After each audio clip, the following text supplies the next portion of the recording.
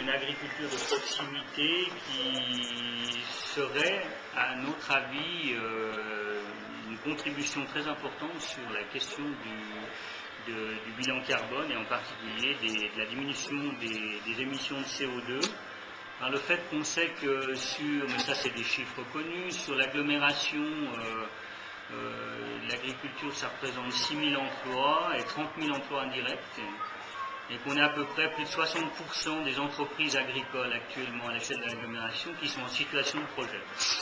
On sait aussi que Genève pourrait pratiquement avoir un petit plan Wallonne le jour où il y a un grain de sable qui drive toute la machine européenne, voire mondiale, et que, en fait, cette ceinture verte de Genève contribuerait de façon pratiquement très significative à nourrir l'ensemble de la population. Donc il y a aussi une question sécuritaire. Donc on voit que là, les objectifs de développement durable, par le maintien de la zone agricole, mais aussi d'une extension, dans le fond, de ce potentiel agricole à l'échelle de l'agglo, est capable aujourd'hui de nourrir une population qui va croître de 800 000 habitants à 1 million d'habitants. Et ça nous paraît assez essentiel dans la perspective du développement durable, surtout de ce qu'on va laisser aux générations qui nous suivent. Et c'est d'ailleurs sur ce postulat que beaucoup de projets, notamment le projet d'agglomération, est fondé puisque le plan paysage acte de façon très précise une structure de l'urbanisation. C'est-à-dire le paysage formé d'espaces naturels et d'espaces agricoles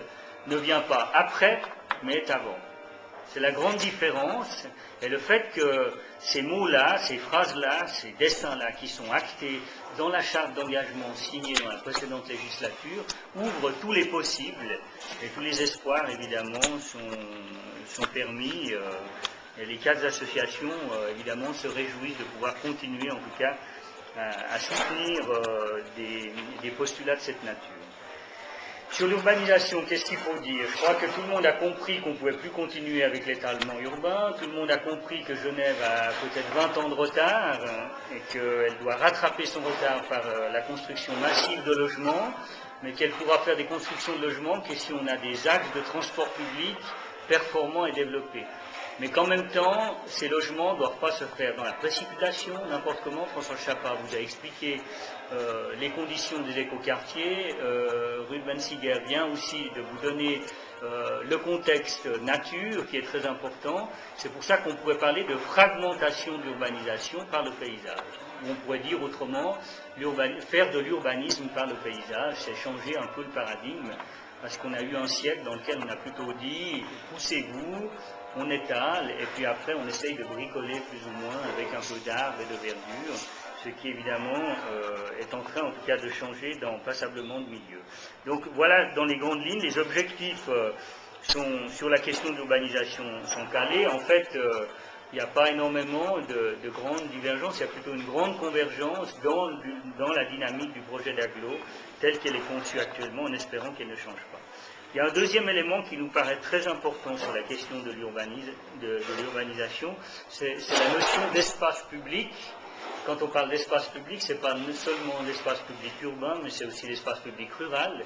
Tous les projets de renaturation ont essayé de différencier, de hiérarchiser les espaces à tendance nature, plus sanctuarisés à des espaces à tendance loisir, et que tout ça doit arriver à vivre en bonne harmonie. C'est pas évident, c'est un peu la complexité, mais il est vrai que la renaturation des cours d'eau n'est pas seulement pour la nature, elle est aussi pour que cette nature soit donnée à voir, et qu'à travers ce donner à voir, les gens petit à petit commencent à récupérer des valeurs de respect, de rapport à la nature qui sont un peu différentes, et de ce côté-là, cette notion d'espace public est évidemment très large. D'ailleurs, on n'a rien inventé parce qu'en 1936, Braillard c'est lui qui avait émis cette idée du maillage vert, et derrière ce maillage vert, il insistait beaucoup sur cette dimension de l'espace public rural. On avait donc des couloirs de 150 mètres à 300 qui traversaient pratiquement des parties urbanisées et qui étaient formulées dans cette carte que je vous invite à les consulter. L'autre aspect, c'est l'espace public urbain, ou l'espace dans lequel les gens se retrouvent. Là, il nous semble qu'il y a de très fortes attentes On est obligé, on l'a déjà dit au ministre, que c'est bien d'installer des trams, c'est bien de mettre des rails, c'est bien de mettre des infrastructures, mais s'il n'y a pas un effort et un investissement sur l'espace public, alors on aura du fonctionnel et on n'aura jamais cette magie des espaces publics que souvent on voit dans les autres villes où les gens se rassemblent, ont du plaisir à venir, qui sont constitués de full-nuit, c'est-à-dire on travaille sur le vide, quoi, et que ce vide doit être qualifié. Alors quand on imagine qu'une population va croître dans les milieux urbains, il nous paraît en tout cas essentiel qu'on ne dise plus, comme on l'a fait dans les années 60 ou dans les cités satellites, on n'a plus d'argent pour s'occuper de l'espace public, on verra plus tard, et donc on a des tapis verts, et bon an, mal an, on a accepté des situations comme à Honnay, comme à Mérin, qui sont un peu des situations entre deux et un peu délaissées. Alors en matière de délaissés, on va peut-être vous étonner, là on commence à rentrer dans le patrimoine, bien, à Genève, au centre-ville, en ville de Genève, il y a énormément de délaissés.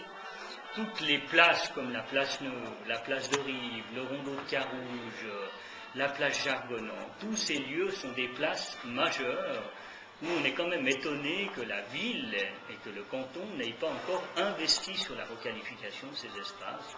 Aucune ville en Europe et en France n'aurait laissé des places pleines de voitures sans qu'on s'en occupe. Il y a eu plusieurs concours, il y a eu aussi plusieurs blocages et nous demandons effectivement au gouvernement d'intensifier, voire de créer un fonds pour les espaces publics qui pourrait inciter les communes au passage à l'acte. Non plus à discuter sur les projets, mais vraiment à requalifier ces espaces majeurs. Il y a vu d'ailleurs dans la tribune de vos collègues qui avaient fait un article, existe-t-il des places à Genève? C'est vrai qu'on peut se poser la question. Oui, il y a des belles places, mais effectivement, pour le moment, elles ne sont pas qualifiées. C'est ce qu'on pourrait dire un peu. Alors, on a émis un certain nombre d'objectifs là-dessus. Mais disons, de façon plus longue, il nous semble que les axes, c'est-à-dire ce qu'on appelle les pénétrantes ou les axes de transport radio, ou les radiales, comme on dit, dans le système genevois, on devrait là. C'est cette idée de la transformation de la route en boulevard ou en avenue urbaine, confortable, végétalisée, qui font renaître du commerce à proximité, où les piétons sont plus en sécurité, où on modère le trafic, et qui fait que tout d'un coup ces artères de Genève contaminent en quelque sorte par des thèmes autour de nature en ville et de l'arborisation, les ensembles urbains. Voilà.